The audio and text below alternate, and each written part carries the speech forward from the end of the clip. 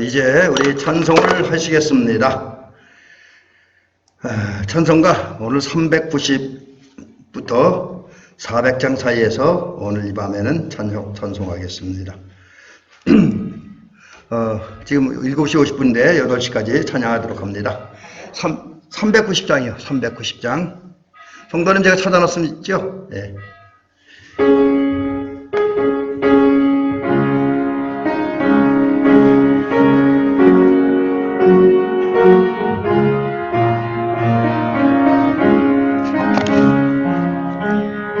예수가 거느렸으니 즐겁고 평안하구나. 주야에 자고 깨는 것 예수가 거느리시네. 주날 항상 돌보시고 날 친히 거느리시네. 주날 항상 돌보시고 날 친히 거느리시네. 때때로 괴로움 당하면 때때로 기쁨 누리네. 풍파 중에 지키시고 평안히 인도하시네. 주날 항상 돌보시고 날 친히 거느리시네. 주날 항상 돌보시고 날 친히 거느리시네. 내 주의 손을 붙잡고 천국에 올라가겠네. 괴로우나 즐거우나 예수가 거느리시네.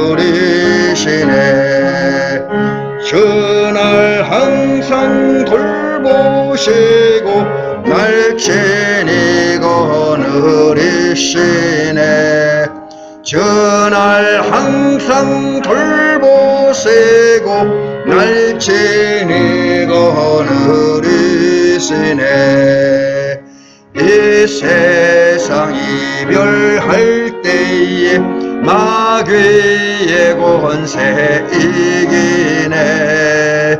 천국에 가는 그 길도 예수가 거느리시네. 주날 항상 돌보시고 날 친히 거느리시네. 주날 항상 돌보시고 날 친히 거느리시네. 아멘.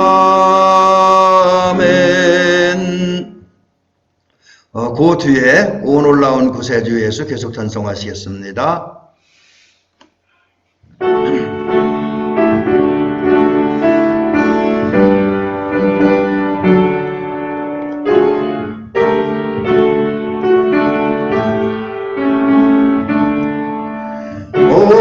올라온 구세주 예수 내 주 참 능력의 주시로다.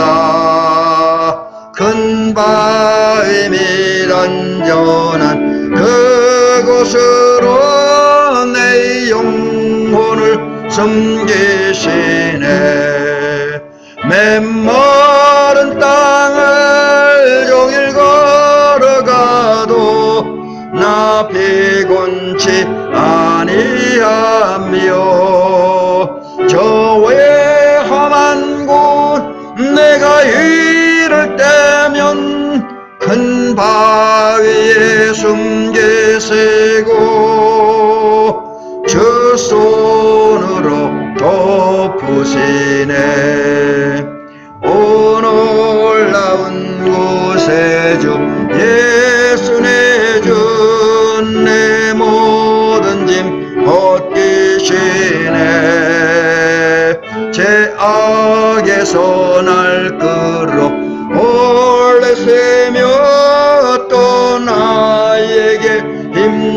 덮으시네.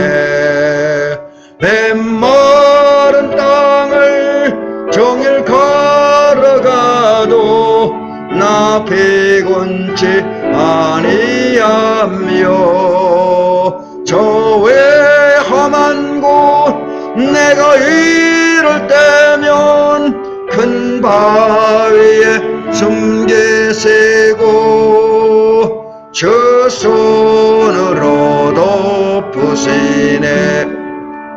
정량 못할 은혜로 채우시며 늘 성령에 감화주사 큰 기쁨 중 주님을 찬양토록 내 믿음을 도우시네. 메마른 땅을 종일 걸어가도 나 피곤치 아니하며 저 위험한 곳 내가 이를 때면 큰 바위에 숨 계시고 저 손으로 덮으시네. 주의 스님 공중에 헤맞을 때 나 일어나 맞이하리. 그 구원의 은총을 노래하리. 저 천군과 천사 함께 메마른 땅을 종일 걸어가도 나 피곤치 아니하며 저 위험한 곳 내가 이를 때면 큰 바위에 숨 계시고 저 손으로 덮으시네. 아멘. 뒤로 몇 장 넘어가셔서 395장 한 2장 정도 넘어가야 되셔야 될 것 같네요. 395장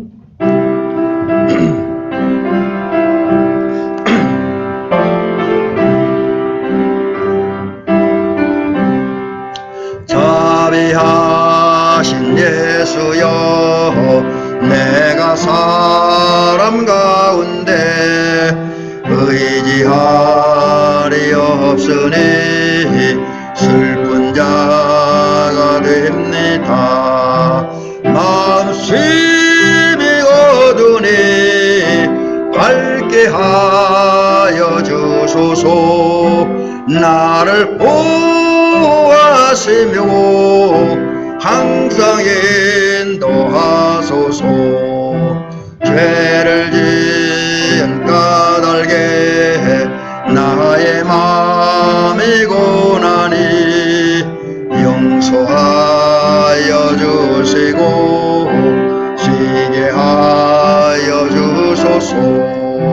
천국 가고 싶으나 나의 공로 없으니 예수 공로 힘입어 천국 가게 하소서.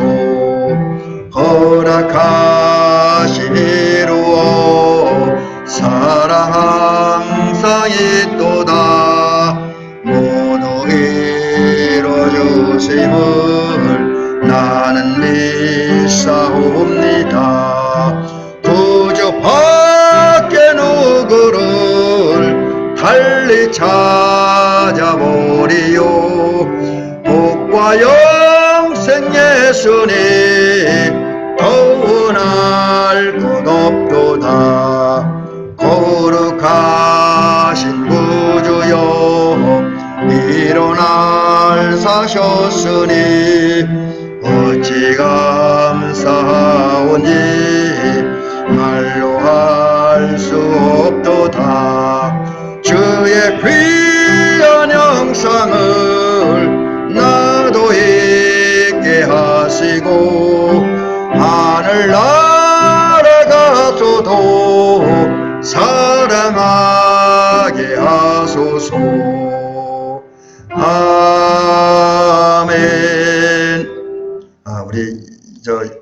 5시간 됐지만 찬송 그래도 한 장만 더 하겠습니다. 주보에 준비되어 보니까 400장 이번에도 몇 장, 한 두세 장 넘어가야 되겠네요. 400장 부른 다음에 우리 합심해서 같이 기도합니다.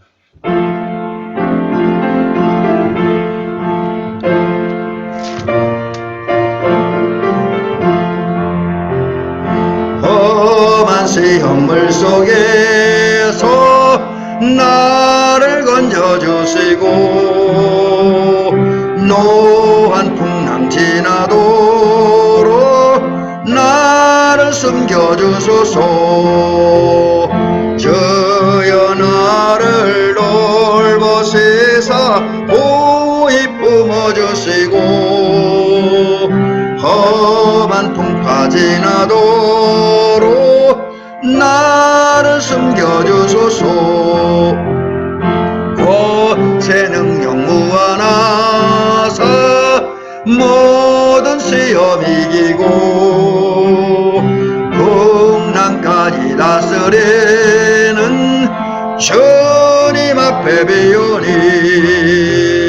주여 나를 돌보시사 고이 품어주시고 험한 풍파 지나도록 나를 숨겨주소서. 죄악길에 빠진 이 몸 캄캄한 데 헤매며 부르짖는 나의 애원 들으소서 내 주여. 주여 나를 돌보시사 고이 품어주시고 험한 풍파 지나도록 나를 숨겨주소서. 아멘. 이제 우리 다같이 기도를 드리도록 합니다. 기도할 때 오늘도 우리 은혜 주셔서 오늘 우리 마음이 주님과 연합되고 우리 생각이 주님과 연합되고 그리고 그 후에 하나님의 신 믿음 가지고 우리 남은 인생을 주님과 동행하는 삶을 살게 하셔서 에녹처럼 또 노아처럼 그 많은 믿음의 선배들처럼 주님과 동행하듯 특별히 우리가 앞서는 것이 아니라 우리 주와 그리스도가 되시고 우리 길과 진리가 되시는 예수님이 앞에 가시며 우린 그 뒤를 따름으로 진정한 주님의 제자, 주님의 종으로서의 삶을 살아가는 우리가 되어지게 하옵소서. 또 우리가 주와 동행할 때에 우리를 붙들어 인도하여 주심으로 주와 동행하는 우리들의 발걸음이 넘어지거나 실족하지 아니하도록 주여 붙들어 주셔서 안전하게 또 이제 굳건하게 우리의 믿음의 길을 주님과 함께 잘 달려가서 우리가 가야 할 그곳 하나님 나라 또 오늘 우리가 만나야 할 예수님 꼭 만나는 은총 주시옵시고 또 주와 동행함으로 말미암아 우리의 인생이 좌로나 우로나 치우치지 않고 의와 거룩과 진리 그리고 순결하고 정결한 또 바른 삶을 살아가는 우리가 되어지고 또 지혜로운 삶을 살아가고 지혜의 길로 나아가는 우리가 되어지게 하옵소서. 함께 기도를 드리겠습니다. 은혜로우시고 자비로우신 우리 하나님 아버지 고맙습니다. 감사합니다. 오늘도 사랑하는 우리 장로님과 권사님들 성도님과 종과 사모님 함께 예배를 드리게 되었습니다. 이 시간 예배할 때에 주님 여기에 주님 임재하시고 우리에게 은혜를 더하옵소서. 특별히 성령께서 우리에게 임하시고 역사하실 때에 우리가 주님의 마음을 갖게 하여 주시옵시고 주님의 생각을 갖게 하여 주시옵시고 또 주님께 나아가는 은혜를 허락하여 주시옵소서.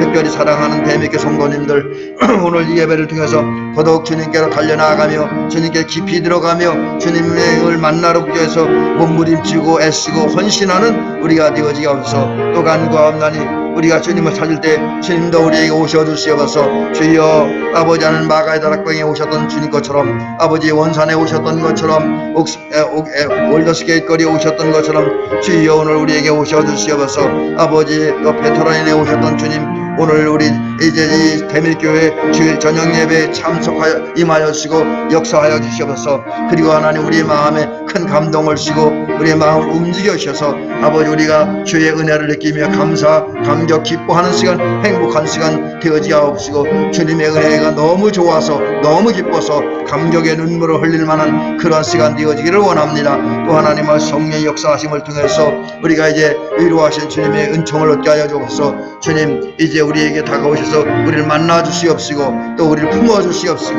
우리를 강권 역사하여 주셔서 우리가 이제 주님의 강권하신 역사에 의해서 주님께로 들어가며 주님과 하나에 되어지고 되어지게 하옵소서. 주님과 같은 마음을, 주님과 같은 생각을, 주님과 같은 언어를 갖게 하여 주시옵시고 또 그런 언어와 생각을 마음을 따라 삶으로 말미암아 우리 성도들이 주님과 같은 삶을 살게 하옵시고 그 결과 주님과 하나 되어지고 또 주님과 하나 된 다음에 이제 연합하고 주님의 손에 붙들림 받으어서 주의 품에 안긴 받으어서 우리가 가야 할 그곳 우리 주님 예수 그리스도께로 우리 주님 예수 그리스도를 통해서 갈 수 있는 그 영원한 천국으로 우리가 달려나가며 오늘 이 땅에서는 하늘나라 백성의 행복을 마음껏 누리는 은혜와 은총을 가져 주시옵소서. 특별히 하나님 아버지 우리 남은 인생이 우리 홀로 가는 인생 되지 아니하고 우리 아버지가 되시고 우리의 목자가 되시고 우리 스승이 되시고 우리 반석이 되신 주님과 동행한 삶을 살게 하여 주시옵소서.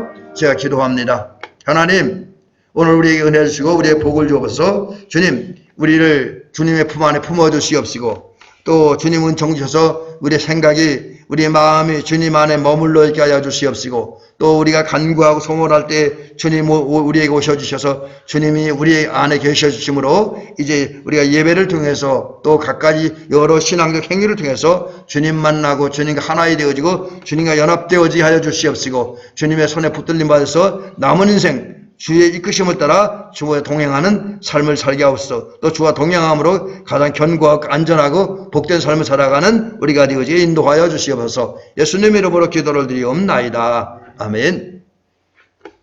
말씀은 주보에 기록된 대로 창세기 5장 18절부터 24절입니다. 너무나 잘 아는 말씀이지만 우리 또 인물을 하다 보니까 다루게 되었습니다. 창세기 5장 18절 창세기 5장 18절부터 24절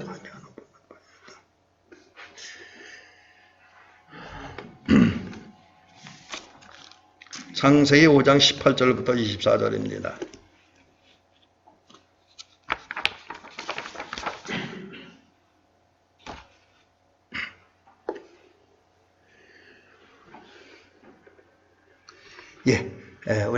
제가 봉독을 해드리겠습니다. 야렛은 162세에 에녹을 낳았고 에녹을 낳은 후 800년을 지내며 자녀들을 낳았으며 그는 962세를 살고 죽었더라. 에녹은 65세에 무두살라를 낳았고 무두살라를 낳은 후 300년을 하나님과 동행하며 자녀들을 낳았으며 그는 365세를 살았더라. 에녹이 하나님과 동행하더니 하나님이 그를 데려가 가심으로 세상에 있지 아니하였더라. 아멘. 우리 24절만 같이 한번 읽어볼까요? 시작. 에녹이 하나님과 동행하더니 하나님이 그를 데려가심으로 세상에 있지 아니하였더라. 아멘. 자, 이제 오늘 우리가 성경 속에 등장하는 인물 네 번째 이야기입니다. 원래 그 중간에 한 사람 더 찾아보서 읽는데 셋이라고 하는 사람에 대해서는 그렇게 많은 기록들이 없어서 다루지 않고 그래서 성경에 좀 여러 군데서 그 기록을 찾아볼 수 있을 만한 그런 사람들을 찾아보면서 그들의 신앙적 삶을 보면서 은혜 받도록 합니다. 그래서 그분들이 실수한 건 본받지 말고 잘한 건 본받는 그런 저와 여러분들 되시길 주의 이름으로 간절히 부탁을 드립니다. 자, 먼저 어떻게 생각하면 뜬금없는 소리 같기도 하지만 본문인 창세기 5장에 족보를 기록을 하고 있습니다. 그래서 족보에 대한 이야기부터 시작을 해 보도록 합니다. 우리 대한민국에는 흔히 세상에서는 뼈대 있는 가문이라 그러죠. 근데 이제 그건 좀 세상적인 너무 세속화된 용어 같아서 뼈대 있는 가문보다는 전통이 있는 가문, 명문가 이렇게 이야기를 하는데 전통이 있는 가문이나 명문가에는 족보라는 것이 있습니다. 우리 박지호 원사님은 집에 계신 족보 보셨어요? 집에서? 못 보셨어요? 사실은 이 족보를 보니까 모든 전통 있는 가문에 족보가 있지만 모든 가족들이 다 족보를 가지고 있는 건 아니더라고요. 저희 집에도 족보가 있는데 제가 장남이 아니잖아요. 전 셋째 아들이기 때문에 저에겐 족보가 없습니다. 물론 제가 어디서 목회할 때인데, 우리 그 종친 회장님이 전화가 왔어요. 족보 사라고. 근데, 솔직히 너무 비싸서 안 샀습니다. 제가 그 족보 한 권을 살려면은, 제가 보는 책 10권을 사겠더라고요. 그래서 안 샀고, 또, 저는 한자를 그렇게 잘 알지 못하기 때문에, 또 사도 그렇게 제가 유익하게 읽지를 못할 것 같아서 사지를 않았는데, 저희 큰형님 댁, 지금 물론 큰형님 돌아가시긴 했지만, 큰형님 댁에 가면 족보가 있습니다, 지금도. 근데, 이 따만한 게 몇 권 되더라고요. 근데 그 족보를 보면, 우리 조상들이 어떤 지위에 있었는지, 또 우리 조상들 숫자가 얼마나 되는지 다 알 수가 있잖아요. 근데, 이 족보라는 게 어느 국가나 가문에만 있는 것이 아니라, 우리 성경 속에 있습니다. 우리 하나님께서 이제 일하시잖아요. 뭐 여러 가지를 위해서 일하지만, 제가 지난 속회 때도 말씀드렸던 것처럼 성경에서 가장 중심적인 하나님의 역사는 구속사입니다. 구원의 역사. 하나님은 인간을 구원하기 위해서, 세상을 구원하기 위해서 역사하신다는데, 여기서 역사라고 하는 것은 일한다는 거예요. 일한다. 그 역사라고 하는 건 두 가지 의미가 있죠. 이제 하나는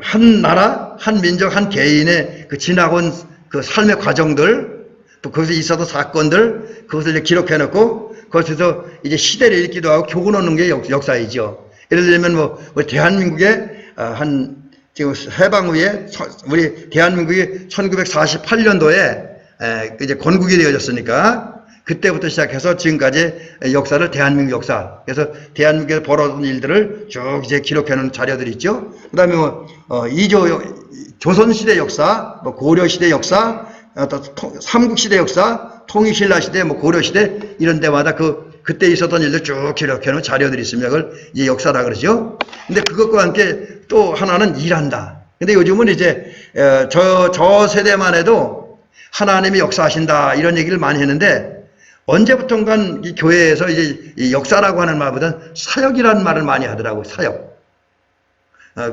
그래서 특별히 이제 주님의 일꾼들이 일하는데 사역한다, 이렇게 이야기를 합니다. 근데 저는 아직도 사역이라는 말이 제 입에 잘 안 붙어요. 역사라는 말이 저 잘 붙죠. 근데 어쨌든 일하는 거 이거 다르고, 하나님이 일하시는데, 이게 뭐냐면 우리 인류를 구원하기 위해서 역사하십니다. 그리고 그러한 하나님 인류를 구원하기 위해서 역사하는 과정 중에 되어졌던 일들이 이제 족보에 기록이 되어 있습니다. 성경 족보에 기록이 되어 있어요. 그래서 그렇다고 해서 성경에 나타난 족보에 그 모든 사람들, 하나님에 의해 태어난 모든 사람들 이름이 다 기록된 건 아닙니다. 아마 그러면 기록을 할 수 없어요. 이 66권 성경까지 택도 없을 겁니다. 워낙 많기 때문에. 그러면 성경에 기록된 족보에는 어떤 사람의 이름이 기록되어 있느냐? 이게 중요한 교훈인데, 하나님이 구원의 역사를 진행해 나갈 때 그런 하나님의 구원의 역사에 동참하고 쓰임받은 헌신한 사람들의 이야기가 기록되어 있습니다. 그런 사람들의 명단만 기록이 되어 있는 거죠. 그러다 보니까, 예를 들어서, 창세기 5장의 그 족보를 보면, 아브라함에게 아들이 셋이잖아요. 그죠? 아브라함에게 아들이 죄송합니다. 아브라함이 아니요. 아담에게 아들이 셋입니다. 아브라함에게는, 이제 알려진 인물, 이제 우리가 잘 아는 인물은 둘이고, 그 다음에 이제 아브라함 같은 경우는 이제 그 다음에 사라가 죽은 다음에 재혼해서 아들들, 딸들 또 낳았어요. 그랬고, 어린이들이 그 전에 불렀던 노래 중에 보면 찬양 중에 하나인데, 아브라함에게는 7명의 아들이 있었는데, 이런 찬양이 있었습니다. 근데 아브라함에게는 7명의 아들이 있었고, 그건 제가 잘못 말씀드려서 지금 아브라함 얘기는 한 거고요. 근데 이제 아담에게는 가인과 아벨과 셋이라고 하는 아들이 있었습니다. 그래서 만약 우리 인간사처럼 그 가문에 속한 모든 사람의 역사를 기록한 그 족보대로 기록한다면 더 많은 사람들이 기록돼야 되겠죠. 근데 창세기 5장에 기록된 족보를 보면 아담과 하와가 낳은 첫 번째 아들, 둘째 아들에 대한 조건은 없어요. 그 후손들에 대한 얘기가 전혀 없습니다. 셋만 등장해요. 그래서 이게 뭐냐면, 구원의 역사에 동참하고 구원의 역사를 쓰임받은 경건한 사람들만 하나님의 구원의 역사를 기록하는 그 족보에 그 이름이 포함됐다라는 거죠. 그런 족보가 이제 여러 군데 있지만 지금 제가 이렇게 언뜻 보고 발견한 게 창세기 5장, 오늘 우리가 읽은 창세기 5장과 마태복음 1장. 마태복음 1장은 예수 그리스도의 세계라 해갖고 이제 그 아브라함 때부터 시작했고 그 예수 그리스도에 이르는 32대의 족보가 기록이 되어져 있습니다. 그 중에 이제 오늘 우리가 읽은 창세기 5장에는 조금 전에 제가 말씀드린 것처럼 아담의 아들 자녀들 가운데에 가인과 아벨의 이야기는 싹 빠지고 셋, 그러니까 아벨이 가인에 죽은 다음에 경건의 역사, 거룩한 역사를 계속 이어가기 위해서 하나님께서 아벨 대신에 주신 셋이라고 하는 아들이 있는데 이 셋의 후예들만이 그 이름이 기록되어 있습니다. 그래서 오늘 우리가 읽은 창세기 5장에서는 이제 특별히 이제 그 창세기 5장에 우리가 읽은 24절 사이에 보면 약 7대에 걸친 사람들의 족보가 기록이 되어져 있습니다. 하여튼 다시 말씀드리지만 그 족보, 이 족보에도 보면 하나님의 구속사가 진행되는 과정에서 쓰임받고 또 하나님이 구원의 역사를 진행해 나가는 과정에서 하나님 필요로 했던 인물들, 그래서 그리고 하나님 필요해서 선택하고 부르시고 쓰신 인물, 그런 또 하나님이 쓰실 때 거기에 순종해서 쓰임받은 사람들의 이름만 기록되었다라고 하는 거죠. 근데 사실 제가 지금 족보를 말씀드린 이걸 말씀드리려고 하는 게 정말 중요한 얘기는 여기 있습니다. 이게 뭐냐면 우리 그 권사님들 이제 또 장로님께서도 집에 가셔서 족보를 다시 한번 면밀히 한번 세세하게 읽어보세요. 그러면 한 가지 공통점이 있습니다. 그게 이제 다 표현상으로는 뭐 이렇게 좀 다르게 표현하는데 크게 보면 두 가지 단어로 표현하고 있어요. 공통점을 뭐냐면 그 성경대로 하면 하나의 종류의 그 공통점, 모든 사람들의 공통점은 낳았다, 낳았으며 낳았고 뭡니까 이게? 이 족보를 보면 모든 사람들은 부모의 몸을 빌어 태어났다는 얘기예요.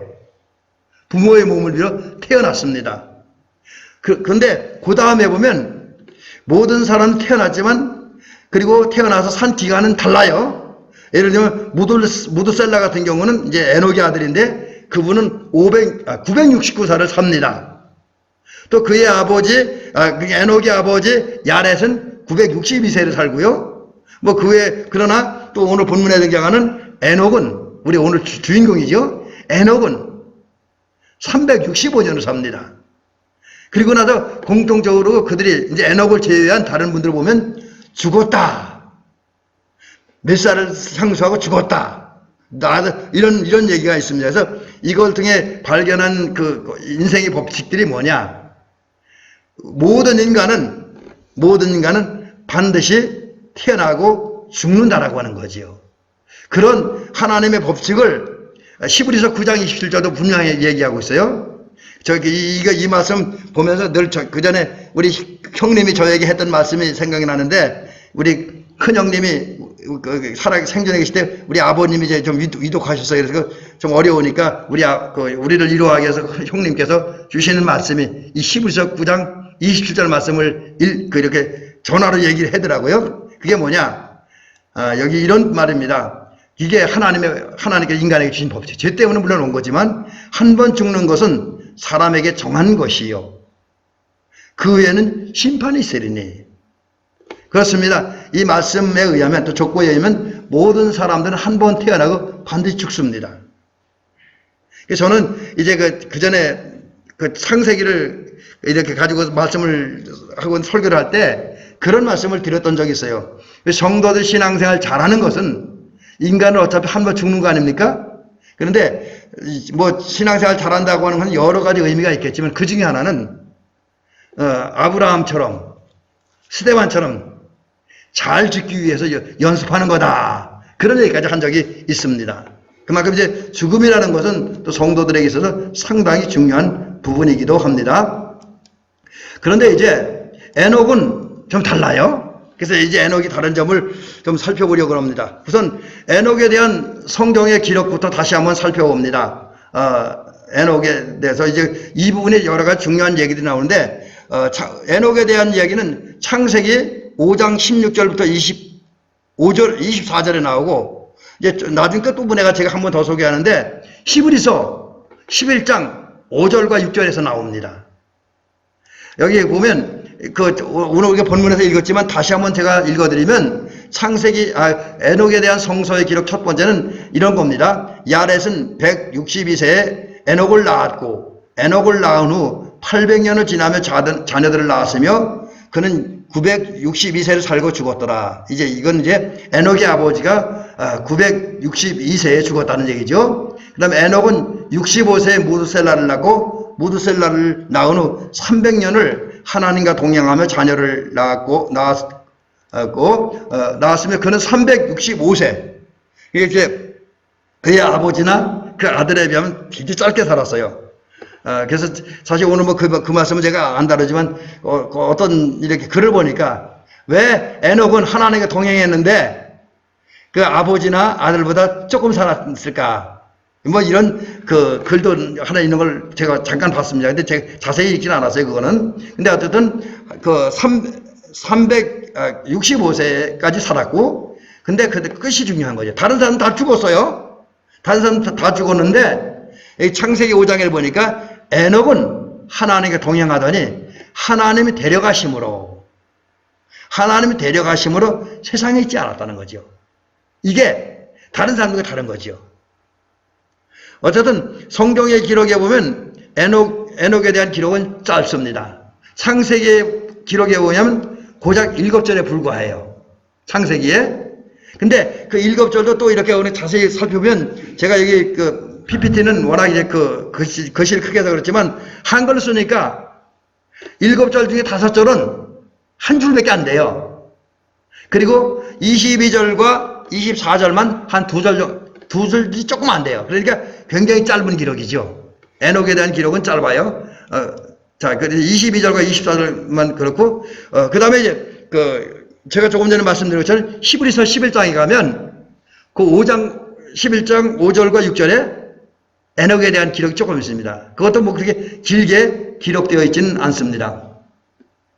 자, 이제 성서의 기록은 요 정도 해놓고, 이제 다시 한번 이제, 에녹이 다른 사람들과 다른 점이죠. 그게 이제 다시 한번 조금 전에 말씀이 반복되어지는데 모든 사람들은 족보로 보면 다 죽었습니다. 신약시대에 와서도 다 죽었어요. 예수님 빼놓고 다 죽었습니다. 물론 중간에 또 죽지 않고 하늘나라에 올라간 사람인데 엘리야가 죽지 않았어요. 그 나머지 사람은 다 죽었습니다. 근데 오늘 본문에 보면 에녹이라고 하는 사람은 하나님이 데려가심으로 세상에 있지 않았다. 죽지 않고 하나님 나라를 갔다는 거죠. 이게 다시 한번 말씀드립니다만 다른 사람과 아벨의 차이입니다. 자, 근데 이제 여기 오늘 우리가 또 여기서 중요한 게 하나가 뭐냐면 이게 우리 권사님들이나 장로님이 저에게 꼭 필요한 거라고 저는 여겨집니다. 그게 뭐냐면 제가 여기 작은 제목을 그렇게 달았어요. 오랫동안 신앙으로 산 에녹. 오랫동안 신앙으로 산 에녹. 에녹은 이제 성경 우리 창세기 5장의 표현대로 하면 65년 동안은 자연인으로 살았습니다. 65년 동안. 무드셀라를 65세에 낳았는데 무드셀라는 아들을 65세로 낳았어요. 근데 그때까지는 하나님 없는 삶을 살았습니다. 그냥 일반인으로 살았다는 거예요. 자연인 하나님 없는 삶을 살았다. 근데 이거 제 얘기가 아니라 창세기 5장 24절에 보니까 에녹은 300년 동안을 하나님과 동행했다.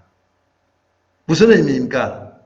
물론 동행했다는 그 자체도 중요하죠. 근데 이것을 저는 이렇게 봅니다. 그게 뭐냐면 에녹은 300년 동안 하나님과 동행했다. 이건 오랫동안 아주 오랫동안 믿음을 살았다. 잠시 잠깐 동안 믿음 생활한 게 아니라 오랫동안 믿음 생활했다. 하나님을 믿는 믿음을 살았다는 거예요. 또 오랫동안 하나님을 사랑하며 살았다는 거지요. 그리고 이제 그 가문 얘기 나오는데 가족들을 사랑하며 사람을 사랑하며 살았다는 거지요. 또 이제 오랫동안 동행했다고 하는 것은 사랑하고 믿었기 때문에 자기가 믿고 사랑하는 하나님과 함께 살았다. 일치된 삶을 살았다라는 것이지요. 그 다음에 그 오랫동안 믿고 사랑하며 함께 사는 가운데에 그 자기가 믿고 사랑하는 그 주님과 깊은 관계를 맺고 끊임없이 영적 교제를 나누면서 살았다는 거죠. 또 하나님께 동행하다 보니까 그의 목자가 되신 하나님께서 당신과 동행하는, 또 당신을 믿고 사랑하는, 당신과 깊은 관계를 맺은 에녹을 여러 가지 면에서 보호하시고 인도하시고 주었습니다. 그래서 이 에녹의 삶은 300년 동안 하나님께 동행하면서 하나님의 보호와 인도와 돌봄을 받으며 살았다라는 것이지요. 자, 그런데 저는 또 여기서 또 하나의 교훈을 나름대로 얻는데 뭐냐면, 이 에녹은 300년 하나님께 살았어요. 동행하며 살았습니다. 근데, 제가 조금 전에 말씀드린 것처럼, 에녹에 대한 성서의 기록은 짧아요. 300년 동안 동행했는데도 불구하고, 7절에 불과하던 거예요. 그 신약까지 합하면 9절에 밖에 안 되죠. 9절 밖에 안 됩니다. 아브라함이나 야곱이나 요셉에 비하면 엄청나게 작은 분량이에요. 모세에 비해서도 엄청나게 작은 분량입니다.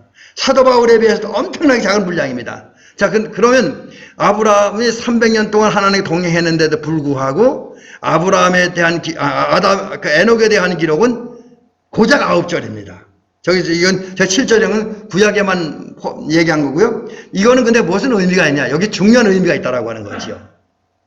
이게 뭐냐? 중요한 의미인데, 어떻게 보면 에녹은 아브라함이나 다윗이나 바울처럼 잘 알려진 사람도 아니었고, 또 어쩌면 그는 남들이 보기에 어떤 화려하고 놀라운 일을 하는 사람이 아닙니다. 오히려 다른 사람이 볼 때, 주변 사람이 볼 때 약해 보였어요. 그러나 하나님이 그와 함께 하셔 그를 돌보심으로 인해서 약한 것 같으나 실제는 아주 강한 하나님의 사람이었다라고 하는 겁니다. 여러분, 이게 믿음을 살 때 나타나는 현상들이에요. 우리가 오랫동안 믿음을 살면 세상 사람들 눈에는 어떠할지 모르지만, 심지어 예수 믿는다고 하는 그런 분들에게까지 우리 모습이 어떻게 비칠지 모르지만 우리는 약하지 않습니다. 강한 그리스도인입니다. 또 에녹은 고작 9절에 그의 인생에 대한 모든 기록이 끝나는 것을 보면 알려진 사람이 아니에요. 널리 알려진 사람이에요. 사람들이 잘 몰라. 그렇지만 하나님 앞에서 볼 땐 유명한, 그 누구보다 위대한 신앙의 사람이었다. 또 이제 에녹의 삶은 300년 동안 하나님과 동행하는 그 에녹의 삶, 겉으로 보기엔 초라했으나 하나님과 동행한 그 자체 때문에 그는 가장 영광스럽고 영적으로 볼 때 가장 화려하게 선 하나님의 사람이었다라는 것이죠. 요즘 이 표현을 하면 이런 에녹의 모습은 외유 내강의 신앙인이었다라는 것입니다.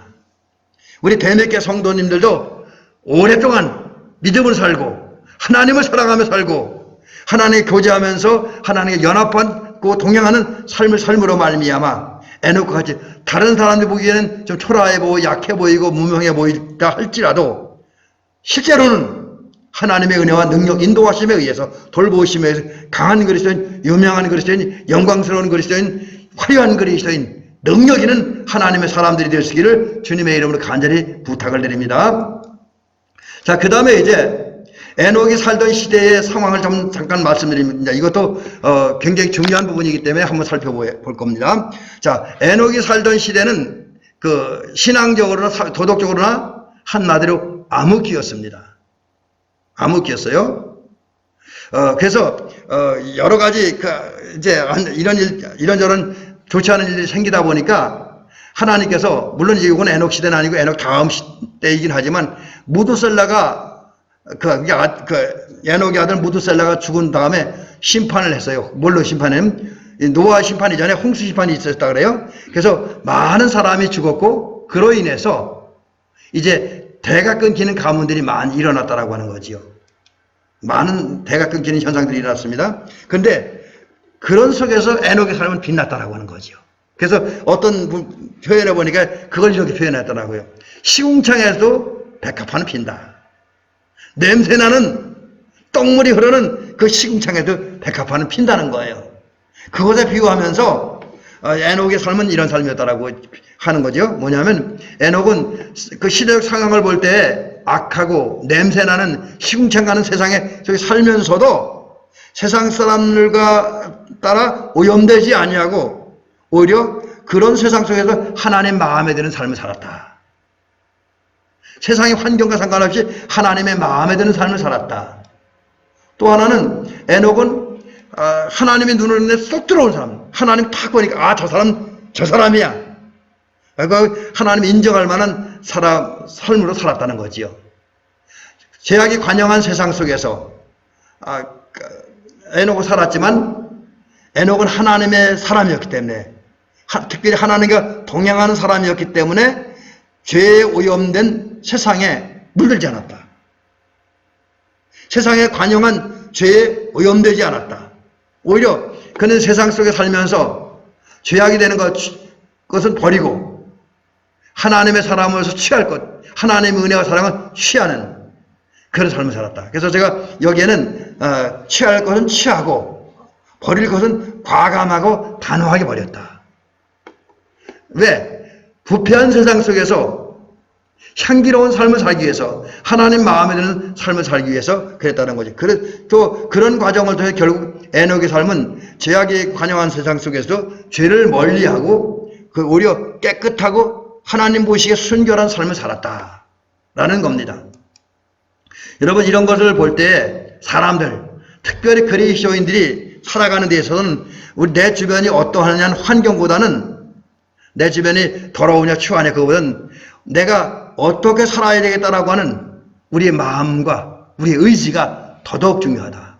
에녹은 하나님께 동행하는 사람이었기 때문에 세상이 더럽지만 나는 그래도 의롭게 살아야 된다, 거룩하게 살아야 된다, 깨끗하게 살아야 된다, 하나님 보시기에 바로 살아있는 의지가 있었기 때문에 세상에 물들지 아니하고 자기를 잘 지키면서 하나님이 기뻐하는 삶을 살았다라고 하는 거죠.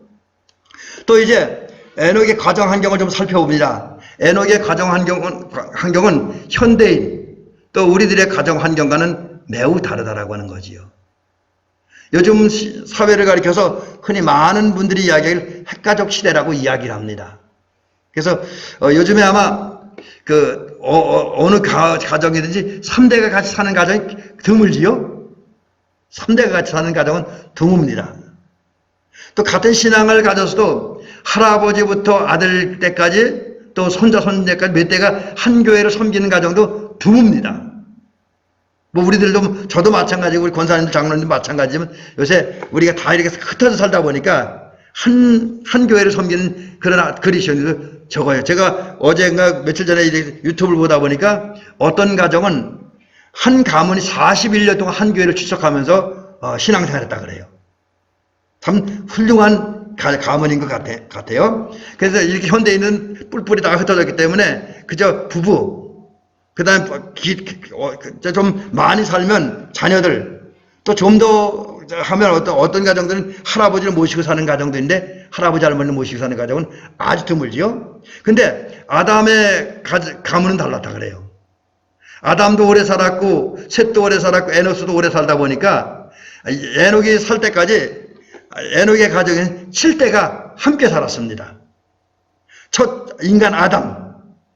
에녹이 살 때까지 에녹이 이 세상에 사는 동안에도 그때까지도 아담이 살아있었던 거예요. 그래 아담, 셋의 아들 에노스의 아들 게난의 아들 마할랄렐, 발음도 힘드네요. 그 다음에 마할랄렐의 아들 야렛의 아들 에녹이 이 7대가 함께 살았습니다. 적어도 에녹의 가족 윗대와 아랫대가 같이 살았어요. 공존. 그러면서 하나님이 창조와 질서 속에서 복된 혈연관계를 형성했고 많은 가족이 함께 사랑하면서 웃으면서 살았습니다. 이렇게 많은 가족들이 사는 가운데서도 특별히 에녹은 하나님과 동행하는 삶을 살았다. 여러분, 그래서 성도의 가정에는 물론 이제 우리 사회적 환경이나 상황 때문에 많은 가족들이 함께 이렇게 모여서 뭐 2대, 3대, 4대 이렇게 모여 살기는 쉽지 않죠. 요즘 사회적 환경이.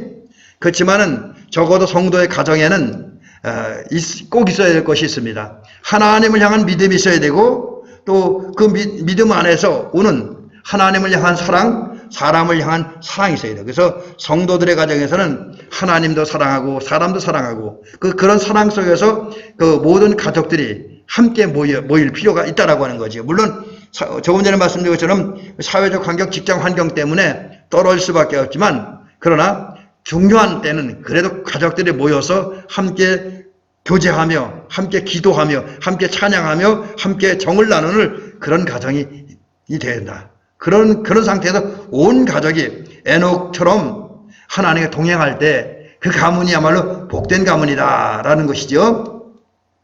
그 다음에 이제 에녹의 생애와 이제 전기라고 하는 작은 주제 속에서 이제 다시 한번 말씀드립니다. 뭐 계속 똑같은 얘기는 반복되는 부분이 있습니다.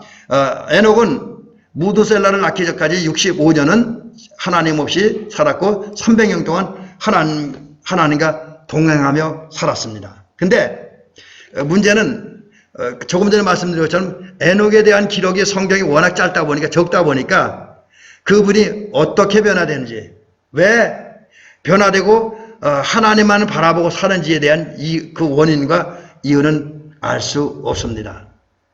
그러나 이것은 이제 우리가 상상으로 추측해 볼 때 말씀하시는 하나님, 계시하는 하나님이기 때문에 아마도 하나님은 에녹을 하나님이 선택한 경건한 계열의 그 계보인 에녹에게 찾아와서 말씀을 하셨을 거예요. 앞일을 예고해 주셨으리라고 읽을 수가 있습니다. 그게 뭐냐면 너의 아들 무드셀라가 태어났을 때 이제 큰 일이 있을 것이다. 특별히 이제 태어났을 때 그런 음성을 듣고 한 계시를 받았다라고 하는 것을 여겨지는 거죠. 그게 뭐냐면 이제 무드셀라가 태어나고 살다가 죽을 때가 되면 온 세상은 홍수 심판이 있을 것이다. 근데 홍수 심판이 이게 이제 아마 노아 심판하고 연결돼요. 근데 보면 에녹이 살던 때에 이 계시 홍수 심판에 대한 계시가 있었고 그리고 그의 수백 년이 흐를 때까지 잠잠하다가 노아 때에 와서 홍수 심판이 있었습니다. 그리고 그때가 이제 어떤 기록에 보니까 무드셀라가 죽던 해이다. 이렇게까지 또 어떤 기록에는 있더라고요. 근데 그러면 결국 무슨 얘기가 되냐면 제일 처음에 홍수 심판에 대한 계시가 이제 에녹 때에 있었고 그리고 노아 때에 있었다고 그 홍수 심판이 구체적으로 일어났다고 한다면 수백 년 아주 오랜 기간 홍수 심판이 지연됐다라고 하는 거죠. 처음에 하나님의 계시, 하나님의 음성이 들린 다음에 아주 오래 있다가 하나님의 심판이 있었다. 자, 그러면 그 원인이 뭐냐? 그것은 뭐냐면 하나님이 아신 거예요. 하나님은 하나님의 홍수로 세상을 심판하면 많은 사람들이 죽는다. 그 중에는 경건한 가문도 죽는다라고 하는 거지. 방주에 안 들어가면 믿음을 있다고 할지라도 그 방주의 의미를 모르거나 노아에 들린 그 계시의 말씀을 받아들이지 못하면 믿음이 있어도 지혜가 부족하면 영적 감각이 부족하면 그럴 수 있잖아요. 이제 그렇게 되면 경건한 사람들도 가문이 이제 경건한 사람 죽음을 당하고 그래서 그 가문이 대가 끊길 수도 있다. 이것을 안타깝게 여기신 하나님께서 그래도 한 사람이 더 구원하기 위해서 할 수 있으면 경건한 사람, 믿음을 가진 사람을 다 구원하기 위해서 홍수 심판을 연기하셨기 때문이다 라는 것이죠. 에녹은 이제 하나님의 음성을 통해서 이런 일들이 일어날 것을 미리 내다 보았습니다. 홍수 심판을 믿음의 눈으로 이미 내다 보았다라고 하는 거지요. 그러다 보니까 이 에녹은 비록 세상 속에 살지만 다른 주변의 사람들처럼 세상에는 여러 그런 것들에게 집착하지 않고 그런 것에 그런 걸 중심으로 살지 아니하고 물론 인간으로 살아가기에 세상에서 돈이 필요하고 먹을 것이 필요하고 양식이 필요해서 그것을 최선을 노력을 했지만 그러나 거기에 그것에 집착하지는 않았습니다. 오히려 그런 중에도 이 에녹은 그 눈과 마음과 생각이 하나님께로 향하고 하나님께로 집중되었습니다. 하나님을 바라보고 하나님께 집중되는 삶을 살았다라고 하는 거지요. 여러분, 우리는 이런 에녹을 통해 깨닫는 게 뭐냐면, 에녹처럼 우리는 세상에 삽니다. 세상에 살다 보니까 우리도 세상의 삶 속에서 필요한 부분들이 꽤나 많이 있습니다. 그럼에도 불구하고 우리 신앙인이기 때문에, 하나님의 자녀이고 하나님 나라 백성이기 때문에, 또 하늘을 바라보고 사는 사람이기 때문에 우리는 우리 삶의 목표와 관심은 하나님께 집중돼야 돼요. 그래서 날마다 하나님을 바라보고 하나님께는 마음과 생각을 모은 집중하는 그 삶을 살아야 합니다. 그러는 가운데 하나님께서 우리에게 주신 여러 가지 사명인데, 그 사명을 위해서 또 모든 인간들은 하나님의 나라 확장을 위해서 헌신해야 됐잖아요. 예수님께서 말씀하시기를 너희는 먼저 그의 나라와 그의 의를 구하라고 했으니까, 하나님 나라가 우리 안에 이루어지게 해서, 우리 가정 안에 이루어지게 해서 우리 헌신하고 봉사하고 충성하고 섬기고, 그 외 여러 가지 이제 하나님의 뜻을 이루기 위해서, 또 하나님이 원하는 세상을 만들기 위해서 헌신하는 일들에 의해서 최선을 다해야 된다라고 하는 거죠. 그 다음에 이제 일상의 삶 속에서는 어쨌든 조금 전에 말씀드린 것처럼 우리의 이제 마음과 생각을 하나님께 집중시켜 놓고 이제 믿음으로 하나님을 향해서 천국을 향해 달려나아가는 저와 여러분들이 되실 줄 믿습니다. 자, 이제 마지막 부분의 이야기입니다. 자, 이제 에녹이 이렇게 300년 동안 하나님만 바라보며 살았습니다. 자, 그런 에녹의 삶을 성경은 이렇게 이야기합니다. 이번에 이제 신약 성경, 제가 처음 전에 말씀드렸듯이 히브리서 11장 5절부터 6절에서 에녹의 삶을 또 이렇게 이야기를 합니다. 믿음으로 에녹은 죽음을 보지 않고 옮겨졌으니 하나님이 그를 옮기심으로 다시 보이지 아니하였느니라. 그는 옮겨지기 전에 하나님을 기쁘시게 하는 자라 하는 증거를 받았느니라. 믿음이 없이는 하나님을 기쁘시게 하지 못하나니 하나님께 나아가는 자는 반드시 그가 계신 것과 또한 그가 자기를 찾는 자들에게 상 주시는 이심을 믿어야 할지니라 라고 했습니다. 여러분, 이 말씀도 이제 그 창세기 5장에 있는 것처럼 에녹은 300년 동안 하나님과 동행하며 살았습니다. 자, 그러면 그 에녹이 다른 이제 부패한 세상 속에 살면서, 영적으로 암흑기 같은 그런 세상 속에 살면서 어떻게 하나님과 동행했는가? 또 오늘 우리가 이 시대 죄악이 관영과 부패한 이런 시대에 우리가 어떻게 해야 하나님께 동행할 수 있고, 무엇이 있어야 우리가 그 모든 세상의 환경을 이기고 어둠의 세력을 이기고 승리하는 삶을 살 수 있을까? 그래서 이제 하나님과 동행하고 승리한 배경을 살펴보면 그건 바로 이겁니다. 믿음입니다. 에녹은 믿음이 있었어요.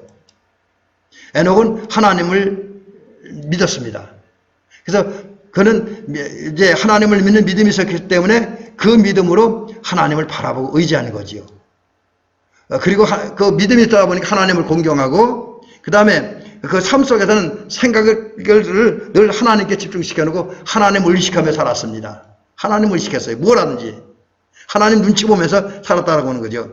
또 그는 신앙생활하면서 또 일상생활 가운데도 이것저것으로 물들지 아니고 순결한 신앙생활을 했다. 여러분, 이런 에녹의 신앙, 에녹과 같은 믿음이 우리에게 필요합니다. 하나님만을 바라보고 의지하는, 하나님을 의식하며 살아가는, 그 순결한 신앙으로 살아가는, 하나님을 공경하며 살아가는 신앙이 우리에게 필요합니다. 그런 신앙을 가질 때에 우리는 우리 사는 인생의 모든 기간을 하나님께 동행할 수 있고, 그럴 때 우리는, 물론 이제 우리는 에녹같이 복을 받을 수 있을지 안 받을지 그건 전 모르겠어요. 하나님의 주관 안에 속한 거니까. 근데 어쨌든 우리에게는 에녹 같은 신앙이 있어야 적어도 우리가 이 땅에서 하나님의 백성으로 승리하며 살고 또 천국에 들어갈 수 있습니다. 이 사실을 기억하면서 우리는 에녹 같은 신앙을 가지시길 바랍니다. 그래서 에녹 같은 신앙을 가지고 하나님과 동행하다가, 믿음으로 하나님과 동행하다가 이제 언제 주님 다시 오실지 모르지만, 만약 우리가 생존에 있는 동안에 주님이 다시 오신다고 한다면 그 주님을 맞이하고 그 주님 품에 안겨서 영원한 천국에 들어가야 될 줄로 믿습니다. 또 그러기 위해서 우리는 다시 오실 예수님을 믿음을 가지고 기다리고, 또 그 주님을 만나려면 은혜가 필요하니까 성령의 충만함과 하나님의 은혜를 더더욱 사모하고 그걸 받기 위해서 기도하고, 그 다음에 기도한 다음에는 우리 마음속에 들려지는, 우리 영속에 들려지는 하나님의 음성을 따라 살아가는, 곧 하나님의 인도를 따라 살아감으로써 에녹과 같이 하나님과 믿음을 동행하다가 이제 우리가 다시 오실 주님을 맞이하고 그분과 함께 영원한 하나님 나라에 들어가고, 이 땅에서는 주님과 동행하기에 하나님 나라 백성의 행복을 누리고 권세를 누리며 살아가는 은총이 있기를 주의 이름으로 축원합니다. 기도를 드리겠습니다. 아버지 하나님, 오늘 우리에게 믿음을 주어서 에녹이 가졌던 그 믿음을 주어서, 그래서 우리가 시대적 상황과 환경이 어떠하든지 우리는 믿음으로 주님과 함께 주님과 동행하는 삶을 살게 하옵소서. 비록 우리가 대단하지 못한 능력 없고 대단한 어떤 업적과 공로 실적은 없지만, 그래서 우리는 세상 사람들이 볼 때는 무명한 자 같고 연약한 자 같고 무능한 자 같고 무기력하고 초라한 자 같지만, 오히려 에녹과 같은 믿음을 가지고 하나님께 동행하는 삶을 살고, 또 하나님께 동행하는 가운데 하나님의 은혜와 하나님의 역사, 하나님의 돌보심에 의해서 우리는 이제 결국 강한 그리스도인, 능력 있는 그리스도인, 영광스러운 그리스도인, 화려한 그리스도인, 정금같이 찬란하게 빛나는 그리스도인 되어지는 삶을 살게 하옵시고, 또 그런 삶을 살았기에 이제 이 땅에서 하나님 나라 백성의 행복을 누리고 마지막 때에는 다시 오신 주님의 품에 안겨서 이제 영원한 하나님 나라에 이르러서 주님과 함께 영원히 행복하게 살아가는 우리들 되어지게 인도하옵소서. 아울러 우리가 에녹과 같이 땅에서 하나님과 동행하는 삶을 살 때에 하나님 우리 함께 하시고 우리 돌보시켜주심으로 오늘 우리 주변에서 일어나는 모든 어려움과 고난들은 다 해결되고 문제도 해결되어지게 하여 주옵시고, 어둠의 세력들은 우리 주변에 멀리 떠나가는 역사가 있어지게 하옵시고, 또 하나님 우리가 하나님과 동행하는 삶을 살 때 하나님 우리의 복주셔서 우리가 영육간에 강건하며 지혜로우며 권세와 능력이 있어지며 우리는 모든 경쟁에서 늘 이기고, 또 이겼어도 자만하지 아니하고 하나님께 동행하는 삶을 살기에 겸손한 마음으로 이제 정말 하나님께만 영광 돌리고, 또 하나님의 힘을 가지고 세상의 어려운 사람들 돕고 섬기는 그런 삶을 잘 살아가도록 도우시옵소서. 그래서 하나님께 동행하는 우리들은 하나님도 기쁘게 되지만 세상 속에서도 그 누구에게도 이제 아름다운 모습을 보여주는 찬란한 아름다운 그리스도인 되어지게 도우시옵소서. 예수님의 이름으로 기도를 드립니다. 아멘. 이제 우리 찬송을 하시겠습니다. 찬송가 401장입니다. 401장.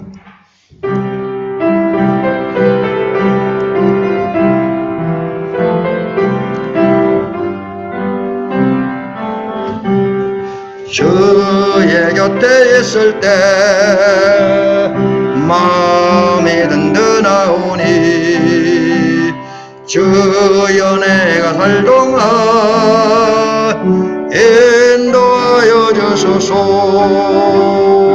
주여 주여 나를 인도하소서. 빠른 세상 살 동안 주여 인도하소서. 피난처인 예수여 세상 물결험할 때 크신 은혜 베푸사 나를 섬겨주소서. 주여 주여 나를 인도하소서.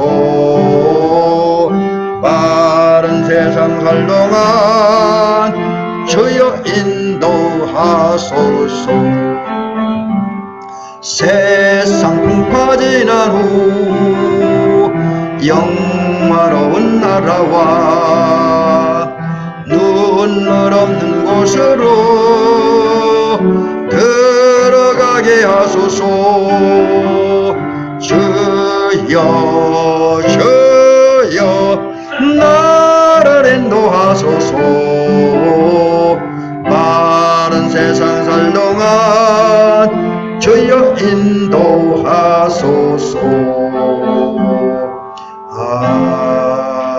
아멘.